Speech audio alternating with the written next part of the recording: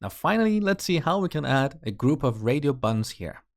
So to add a radio button using Bootstrap, we need a markup like this. We start with a div with the class radio. Inside this div, we need a label. And inside this label, we need an input of type radio. Now, radio buttons allow only one selection.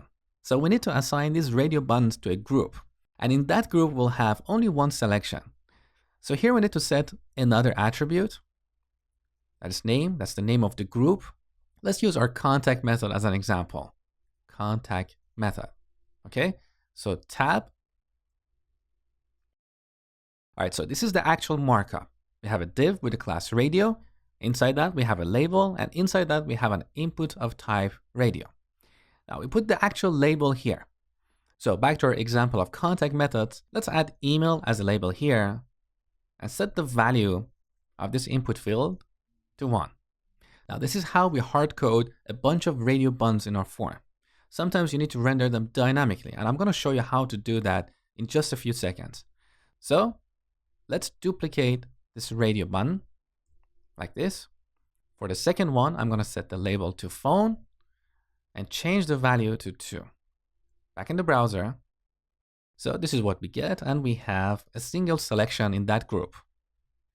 Now, just like other input fields, we need to apply the ngModel directive on each of these radio buttons. So ngModel, and one more time, ngModel. Note that currently our input fields have a name attribute, so we don't have to reset them. Now back in the browser. So our contact method property currently doesn't have a value. But if I select email, now the value of this property is 1. Or if I select phone, it's 2. Perfect. So if you want to hard code radio buttons, this is how you do it. But what if you want to render them dynamically based on the objects that you retrieve from the server? Well, it's very easy. So let's delete this second radio button. We want to repeat this markup for each contact method. So once again, we apply the ng4 directive here. Let method of contact methods. Now for the value, we're going to use property binding and bind this to method.id. And for the label, we want to use interpolation and render method.name. As simple as that. Back to the browser.